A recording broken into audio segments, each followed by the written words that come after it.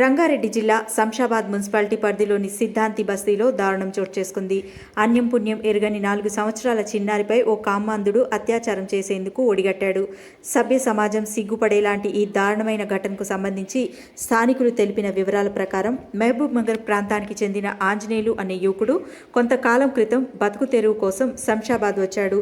సిద్ధాంతి బస్తీలోని ఓ ఇంట్లో అద్దెకి ఉంటూ సెక్యూరిటీ గార్డ్గా ఉద్యోగం చేస్తున్నాడు. అయితే ఇతడు ఉంటున్న భవనంలోనే చిన్నారి తల్లిదండ్రులు అద్దెకు ఉంటున్నారు. చిన్నారి తల్లిదండ్రులు లేని సమయం చూసిన కామాంధుడు చిన్నారికి మాయమాటలు చెప్పి తాను ఉంటున్న గదిలోకి తీసుకెళ్లాడు. అన్యం పుణ్యం ఎరుగని చిన్నారిపై అత్యాచారం చేసేందుకు ప్రయత్నించాడు.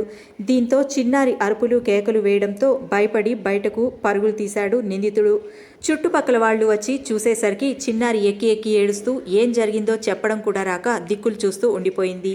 అది గమనించిన స్థానికులు నిందితుడు ఆంజనేయులకు దేహశుద్ధి చేసి పోలీసులకు అప్పగించారు.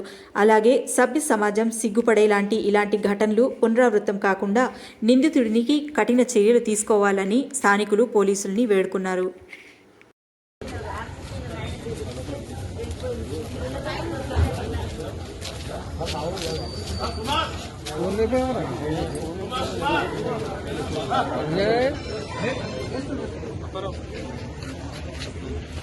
అదే నీకే చేస్తున్నా వచ్చినా గట్టిగా వేయాలి. అరే చిన్న పాప 4 years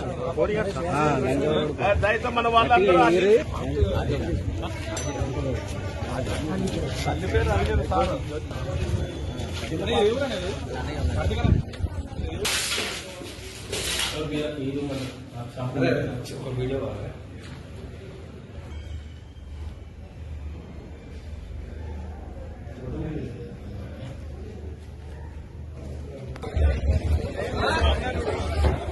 అయిపోయినారంట